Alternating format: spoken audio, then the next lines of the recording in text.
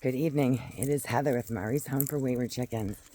And I'm taking you into the coop tonight to show you what I've been doing all week. But I'm forewarning you, it is pandemonium in there. So I wanted to at least let you know that before I went walking in, because it's a shit show. Okay, hi guys. All right, hang on. Okay, so first, some very sad news. The little bantam Cochin did not make it. I don't know what happened. She was doing so much better. She was less lethargic. She was running around and keeping up with the baby, and they bonded with each other, and everything was great. And I came home, and she was just gone, and I felt terrible. On a happier note, I was just given her brother, and I agreed to take another rooster because he's a bantam. He's a bantam Cochin rooster. So Big Red, the Rhode Island Red, who was staying with us when the big yellow one went with TJ, he had to go. Now, I don't know how many of you have seen my flock royalty video from a long time ago. I still stand by every word of that video. Roosters are misunderstood and they serve a purpose. Excuse me. Excuse me. She's in timeout. I'll get to that. He became aggressive. So with the fact that roosters are fantastic and they do serve a purpose, there are times that some roosters are just assholes. And sometimes the hens. He attacked me so many times. And for no reason. I mean, there were a couple times I was trying to catch a hen to give her, to deworm her or to give her some, ointment or something, and he didn't like it. And I can understand that, but a full-on attack is not acceptable. And then it got to the point where he would like eye me up and down just with me going in the run. He would attack me if I turned my back, and I had to constantly. I mean, I almost fell with a chicken in my hand one day and fell into the fence. So I have a dog crate that was left behind by the sellers, and it's between the two coops. So I use that as my timeout. If somebody needs to be knocked down a few notches in the pecking order. I had him in there for 3 to 4 days. I felt bad. The reason he couldn't come back out was because some of the hens have been mated to the point where their feathers, they're growing back on their back. We have saddles on them. It doesn't matter. The tops of their wings, their shoulders, are all missing feathers. And poor Tootie. This is Tootie. Tootie is a little worse for wear. I found her last week, and when she was up on the perch, I saw a gnarly open wound just under her wing. It was oozing, and it's because that's the spot he lands when he jumps on her. He had absolutely no respect and no patience for the hens. The only thing he did rooster-wise was give them food. He did not. And when I felt that when he would attack me, it wasn't in a chivalrous, defensive way, the way roosters do. It was more of a possessive, that's my property kind of thing. He was not, and I feel terrible because I didn't want to leave him in a dog crate. It wasn't fair. I left the door open so he'd get air, food, and water. It's a big dog crate. You'll see it. I went knocking on neighbors' doors that have chickens, asking if they wanted a rooster. We put messages on Facebook. We put messages on Nextdoor. I called the vet. I actually called the vet. Hold on one second. This is going to be another timeout tonight. I called the vet to euthanize him. And I don't want to do it. And she feels terrible. I feel terrible. I can't find a home for him. And as it stands, he's at TJ's. So he's at TJ's in the old special needs run. He's by himself, but we're still looking for a home for him. And the reason we couldn't keep him is because one of the 8 eggs that we hatched is a rooster, and he's a Brahma. So he's Brahma Orpington. He's going to be a big boy. And because he grew up with all of these hens, he's very respectful of them. But because he's going to be so big, he can't be a special needs rooster because he'll hurt the little ones. So now, this past week, the chaos is because I had to, we got the bantam Cochin Roo, and we still have the little tiny bantam who really hasn't gotten much bigger. We have the guinea hen who has gotten pretty big. I had to acclimate Cocoa Puff and her babies with the original flock. I put Cocoa Puff and the babies in this original coop and switched out the original hens for this coop. So we did a reverse. And the reason we did the reverse is because I wanted the special needs coop to eventually be this coop so that they can go out the hatch and they can have that fully enclosed hatch outside where I did build a second run. They were out here like that for like 2 or 3 days, and that was it. And I had the guinea hen, the bantam, and the bantam roux. Oh, and the chicken with no butt, no tail in the house. And I just can't do it anymore. So last night I said, that's it. I re-separated them and acclimated them before they went to bed and put them all in the same run and made them all go in the same door. Except for Cocoa Puff, Taylor, the chicken with no butt, and the bantam cochin roux, and the guinea hen. Excuse me, let me correct that. I'm sorry.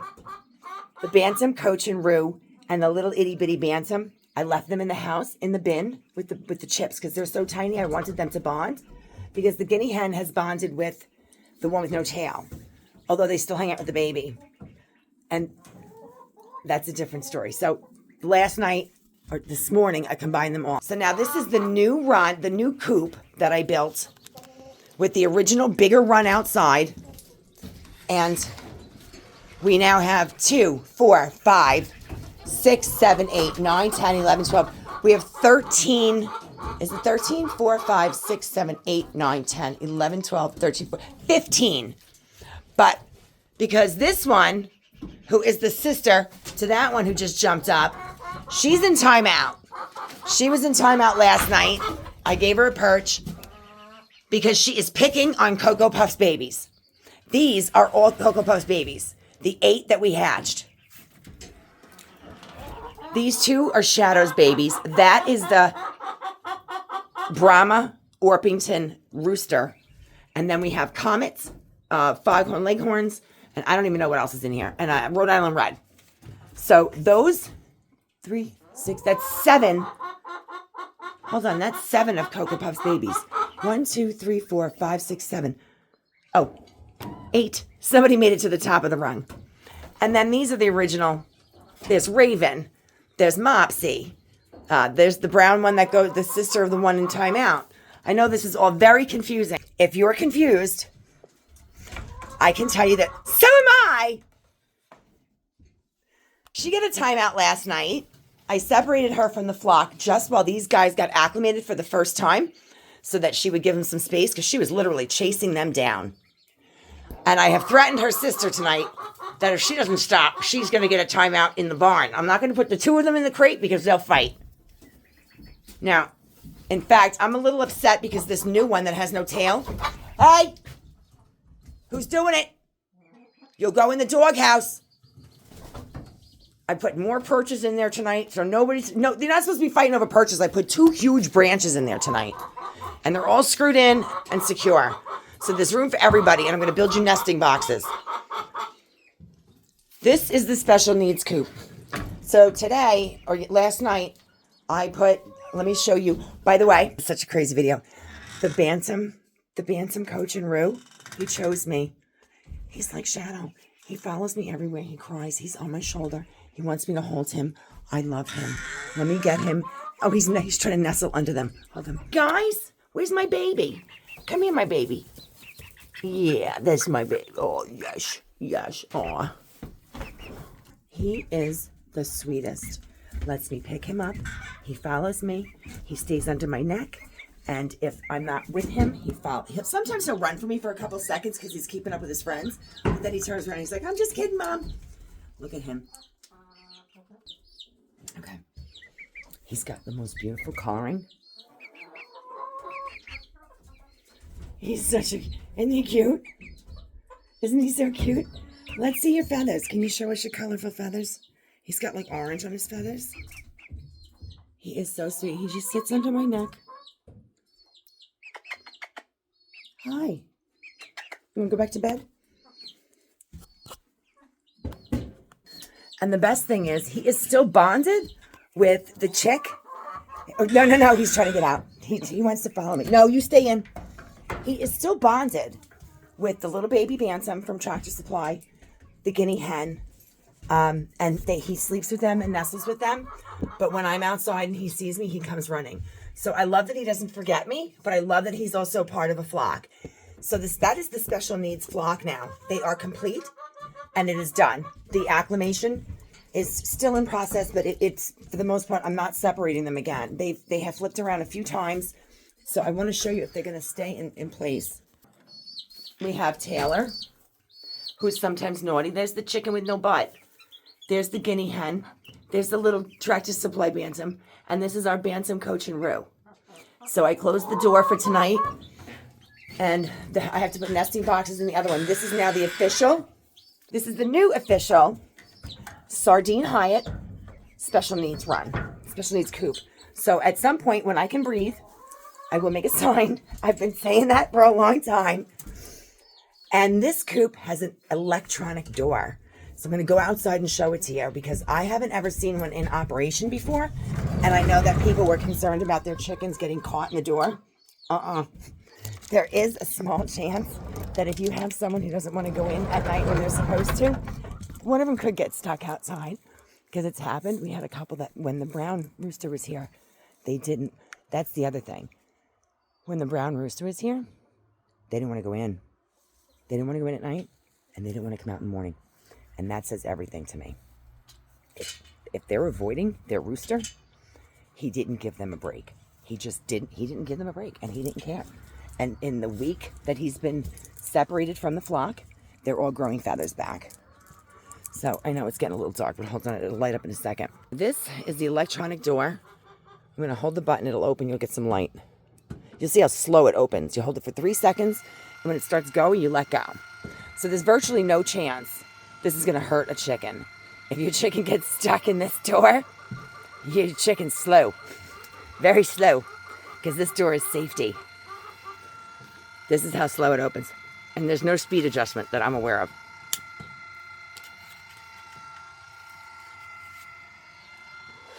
It has a little screen.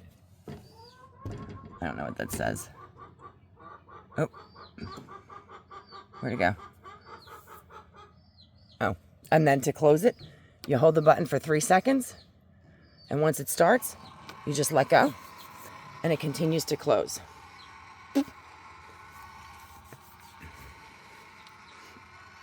It's a slow process.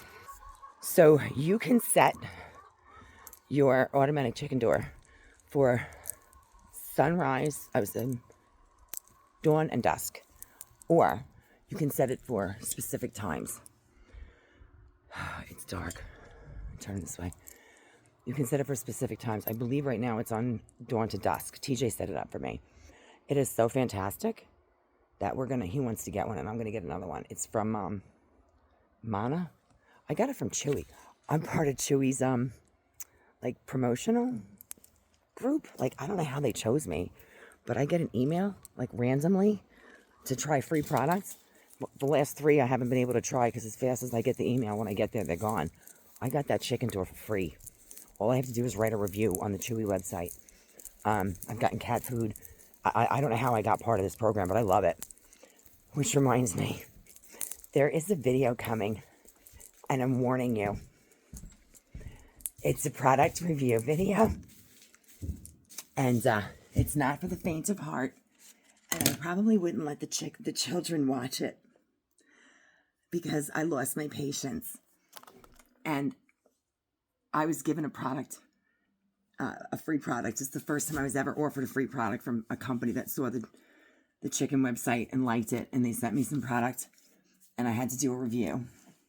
And they've been patient, but they asked me a bunch of times when I'm going to do the review, and I actually told them I had it done, and I just had to edit it, and I was moving. I had a lot going on, and they were patient, but it has been rough here. There's a lot of stuff going on with this house that I won't even get into. And they emailed me again looking for this review, and so I made a new one. and I'm going to post it. I'm going to get in trouble, but I'm just letting you know they caught me at a bad time. Don't judge me. And that is what is going on. I still have other videos. The reason I grabbed the camera was because the one that was in the timeout dog crate, she climbed on top of her water bowl, the dome, and she was standing on top of it, stretched out as tall as she could, yelling at the top of her lungs, bark, bark, bark, bark, bark. She was like on her soapbox. And I'm like, oh my gosh, why am I not sharing this with you guys? This is the stuff I used to share all the time. All of the chickens are out of the house. I'm not even sure how many chickens I have anymore. I know that it was Cocoa Puff and Taylor plus the 8 babies was 10. And then I came over here with Flock and Jeep was 11 because we had 2 roosters and 9 hens. But TJ took Big Bird and we lost Shadow. So we were down to 9, which was 8 hens and 1 rooster.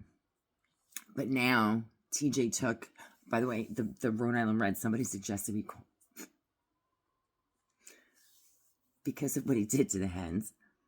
It's not funny, but we call his new name is P. Diddy. So P. Diddy went to live with TJ. So we have 8 hens from the original flock, and then the 8 babies. So we have 16 regular flock chickens, and then Taylor and Cocoa Puff, plus the guinea and the 2 bantams. So we have 5 in the special needs run and 16 in the regular run, plus the rooster at TJ's. They're still going at it. So I've been putting the ones that are beating up when they're acclimating, and the brown ones don't want the new babies in the coop with them. They're hunting them down. They're not just like pecking at them when they're on the perch. Jumping off and hunting them down. And I won't have it. So I put one of them in the dog crate last night for timeout.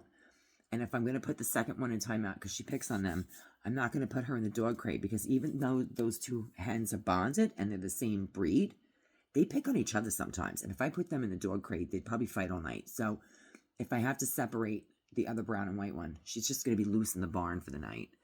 And they'll stay that way for a day or so, and let everyone reacclimate without them and knock them down a little bit so that it'll level the playing field. So now I'm all settled with chickens. The only thing that is unsettled at this point is what to do with P. Diddy. I have an appointment at the vet. She understands why I'm going to be there. She's trying to find somebody. She knows I don't want to do it. I know she doesn't want to do it. There's a house about 2 miles from here. Drives me nuts. The chickens are always running in the road. I've stopped and shooed them back on the property. I stopped at their house yesterday. I don't even know who they are.